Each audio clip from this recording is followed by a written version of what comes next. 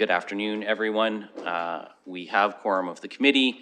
We have two committee members who are absent, although one has indicated that he may be late. I'm not sure that that will be timely enough for this meeting, so I'm going to call the meeting of the 15th meeting of the Corporate Services Committee to order. As always, I would like to begin by acknowledging that the City of London is situated on the traditional lands of the Anishinaabe, the Haudenosaunee, Lenape-Pewak, and Attawandaron. And we honor and respect the history, languages, and culture of the diverse Indigenous people who call this territory home. The City of London is currently home to many First Nations, Métis, and Inuit peoples, and as representatives of the people of the City of London, we are grateful to have the opportunity to work and live in this territory. The City of London is also committed to making every effort to provide alternate formats and communication supports for meetings upon request. To make a request specific to this meeting, please contact csc@london.ca or phone 519-661-2489, extension 2425. Colleagues, I'm going to look for any disclosures of pecuniary interest.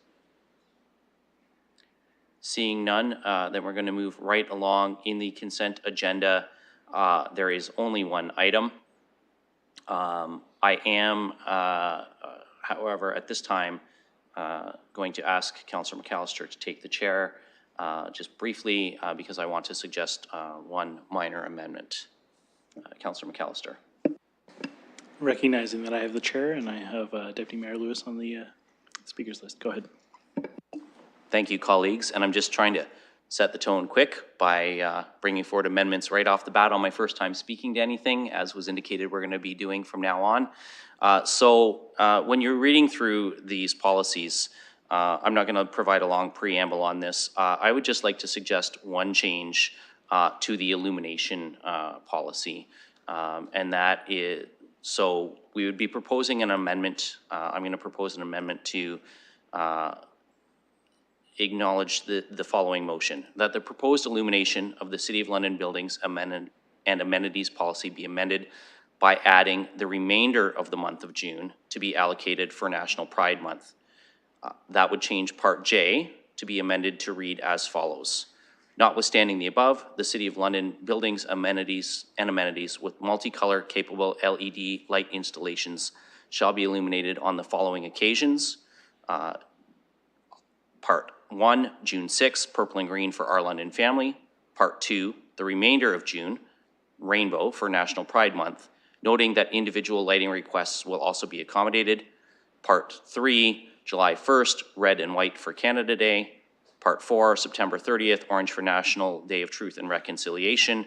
Part 5, November 10 and 11, red for Remembrance Day.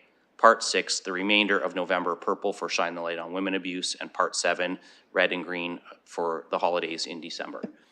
So it's just adding that Part 2 and renumbering the others so that June would show rainbow for National Pride Month, noting that we do have one special accommodation already for Our London Family, and that other special day accommodations would be provided for. So I'm hoping I have a seconder for that, and I will end my speech there, Councillor McAllister, and look back to you.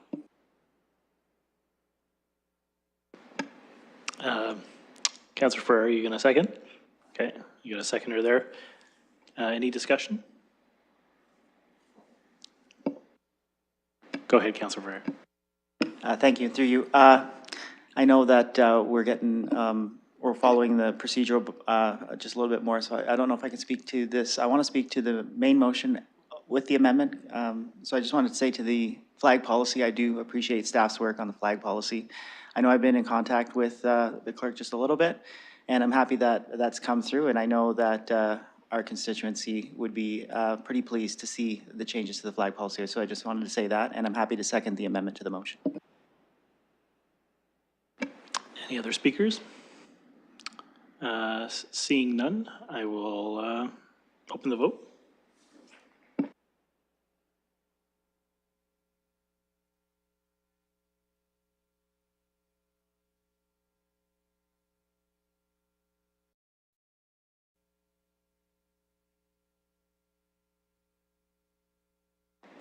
And I will pass the chair back over to the Deputy Mayor. Closing the vote. and the amendment is passed 3-0. Thank you, colleagues, and thank you, Councillor McAllister, for chairing that part so I could put that motion on the floor. So we've had a brief discussion on this already. What this would change in terms of the staff recommendation on the main motion would just be that Part B. So again, if colleagues are amenable to this process, the staff recommendations would all stay the same, other than Part B would now read, the city clerk be directed to bring forward to a future meeting of Corporate Services Committee the necessary bylaw to enact the proposed changes to the illumination of the City of London buildings and amenities policy, including the addition of National Pride Month. So the clerks advised me that that's the language we need now on for the main motion as amended. So I'm going to look to see if there's a mover and a seconder for the staff recommendation as amended. Moved by Councillor McAllister and seconded by Councillor Ferreira. Any discussion on that motion? Seeing none, then I will ask the clerk to open the vote.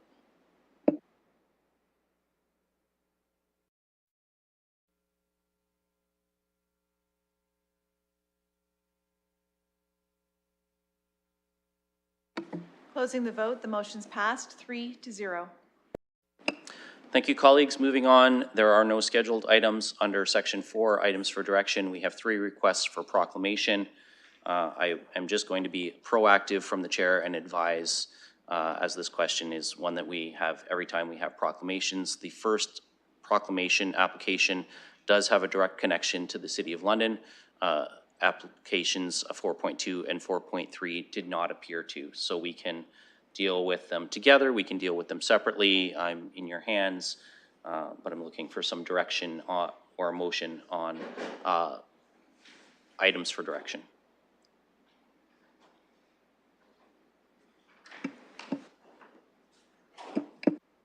Councillor McAllister. I would recommend that we vote for them separately, noting that the other 2 didn't indicate the London connection. If we could have those referred back in terms of what we've done in the past practices and informing the applicants that if they can include a London connection, that we could pass those along.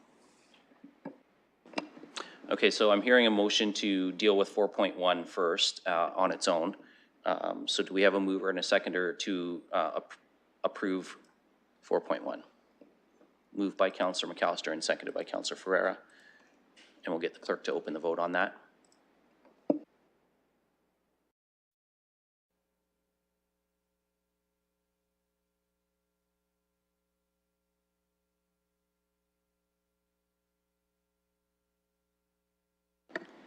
Closing the vote, item 4.1 is carried 3-0. Thank you, colleagues. Now I'm going to go back to Councillor McAllister. And I just want to make sure that I'm capturing the spirit of what you said. You'd like to move that 4.2 and 4.3 be received, and that the clerk be directed to communicate back to the applicants that they can resubmit with a more specific London connection if they wish to do so. Councillor? Yes, that's correct. Just to keep consistency in terms of what we've done in the past, I think that's fair to the applicants. And I'm seeing a nodding of heads. We're just going to give the clerk a moment to get that typed up. And we'll see if there's any discussion on that. Councillor Ferreira? Thank you, and through you. As we've done in the past, just being consistent, we do want to look for the London connection. I do see that, I think the dates for the 2 of the 2 items that we're going to be sending back is in October, late October and late November. So I feel like that should be sufficient time. So I feel like I will second that and just stop it there. Okay, and we'll just ask the clerk to open the vote once that's ready to go.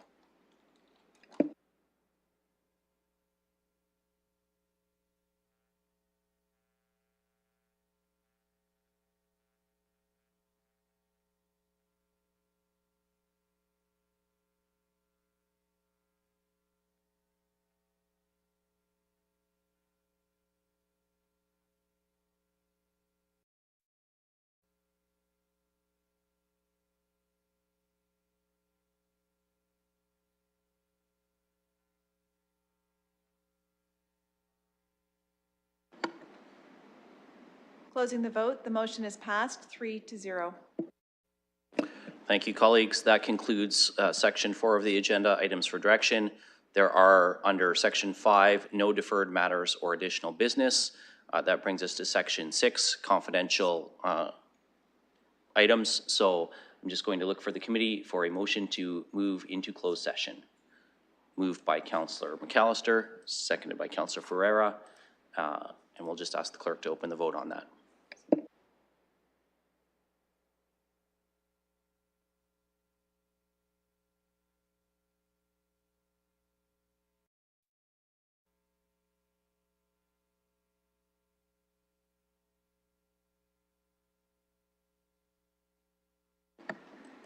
Closing the vote, the motion's passed 3-0. Thank you, colleagues. We will just secure the room for a confidential session. I'll just advise members of the public. The reason for going in camera today is all related to land acquisition or disposition, solicitor-client privileged advice, position, or plan of the corporation.